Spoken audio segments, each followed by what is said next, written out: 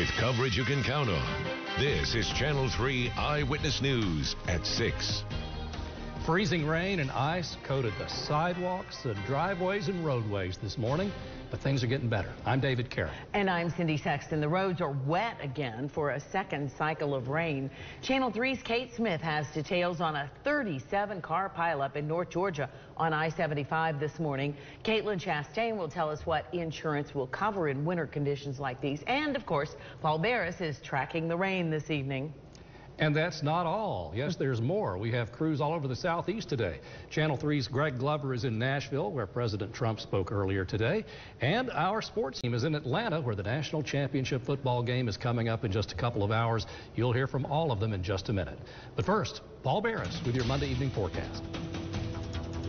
Well, temperatures are holding steady and slowly rising at the same time across the area. It's up another degree, 37 right now in the city, while it's 42 Nashville, 39 in Atlanta. Most of the rain is out of Tennessee.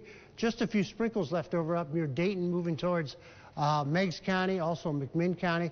Dalton's still getting some good rain, all the way to Ellijay, Blue Ridge, Chatsworth getting some rain. But this is all rain now, so that's the good news. Vipercast is showing the rain dissipating overnight. You may see a sprinkle coming up for tomorrow. This is 6 o'clock tomorrow night.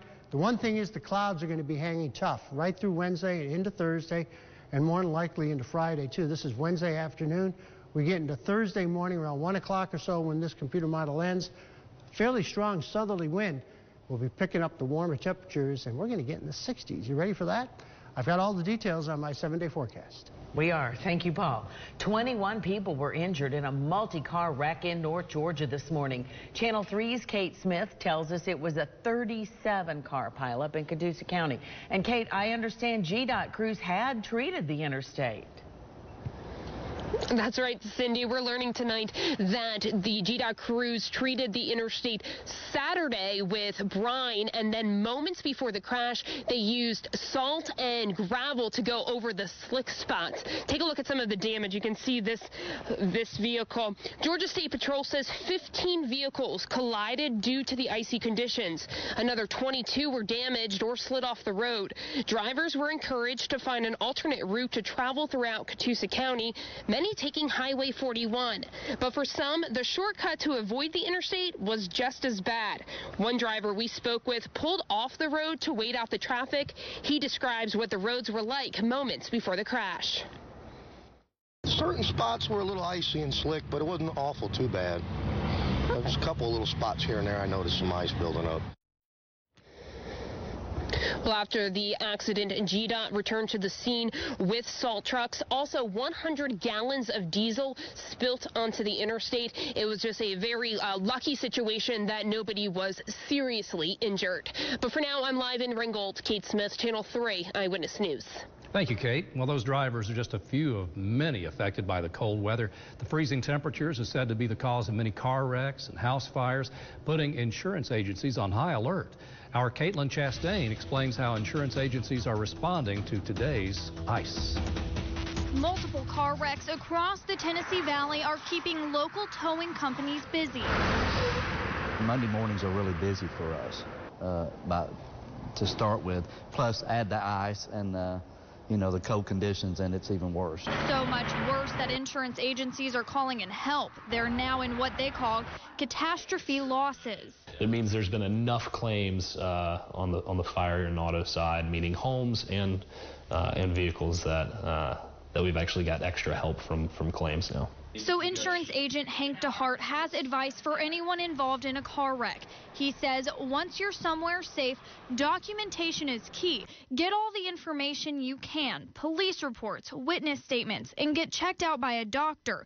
He also says to always get the other person's information. We see all the time where, you know, people say, oh, we'll just handle it, you know, whatever, and then they get that $3,000 bill and their story changes. DeHart says coverage will vary depending on a driver's insurance plan, but when it comes down to it, both the towing company and insurance agency say they need clients to remember one big thing.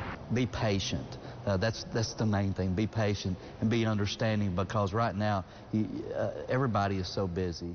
Employees at Doug Yates Towing and Recovery tell me that before 1 o'clock today, they had already brought in dozens of vehicles, and they'll continue to pick them up throughout the rest of the evening. In the studio, Caitlin Chastain, Channel 3 Eyewitness News. Caitlin, thank you. 911 dispatchers all over the Tennessee Valley were busy dealing with crash reports today. Channel 3 meteorologist Brittany Baggs joins us live in the studio with some surprising numbers. Brittany. Cindy, we wanted to know how many calls 911 dispatchers received between the hours of 5 and 10 this morning. Here's a sample of what we found. Hamilton County dispatchers sent emergency crews to 48 crashes. Wheatfield County emergency crews responded to 30 crashes, and good news from Bradley County. Dispatchers say they had 0 crashes in that time frame. Mayor Andy Burke, though, did tweet today saying TDOT put out a total of 56 loads of salt and sand. That totals nearly 600 tons. We will have an update on conditions tonight on Eyewitness News at 11. Brittany, thank you. You can keep up with all the weather conditions on our website, WRCBTV.com. President Donald Trump spoke at a convention at the Gaylord Opryland Resort in Nashville today, talking about farming issues at the American Farm Bureau's annual conference. Our Greg Glover is in Nashville, and Greg, the president covered many topics, including the opioid epidemic, immigration, rural areas. How would you describe the reaction? It was a mostly friendly crowd here, you could say, David. There were nearly as many of those red Make America Great Again baseball caps as there were cowboy hats in the audience, between 4,000 and 5,000 attendees of the Farm Bureau Association's 99th annual convention. Cameron Taylor's been covering the event with me all day. Cameron, we had to be locked in the room for security purposes since early this morning. When we headed over, we didn't see any protesters on the outside in the rain, but there were some out there. Yeah, there were some out there across the street from the Opryland Hotel. They weren't allowed inside here because this is private property and they weren't registered for the convention. But we did see some sort of silent protest, you might call it, inside the Opryland Hotel, inside the ballroom right here, with some of the farmers wearing a pin that said, "I support NAFTA." And the president addressed that in his remarks as well. NAFTA, he said that they are reviewing all trade agreements and working hard to get a better deal.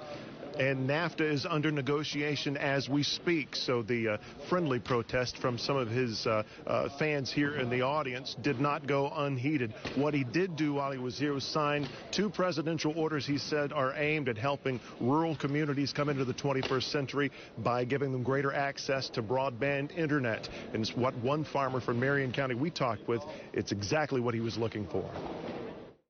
We really need to get broadband to be equal across the region. Whether you're in a nice rural area or in an urban city, you know, Chattanooga's a gig city, but yet I do not have broadband internet. So we need to get that. That's a big thing the president's working on. And at the end, he did that signing at a table surrounded by Tennessee legislators from the state and federal level. And then, after a 30 or 35-minute speech, got back on Air Force One to take another part of a busy day. We're here in the first leg of it. Live in Nashville, Greg Glover, Channel 3 Eyewitness News. Greg, thank you. President Trump is now on his way to the national championship game. And that's where we find Channel 3's Paul Shaheen and Joel Jelnick with a preview of a big night. Georgia versus Alabama next.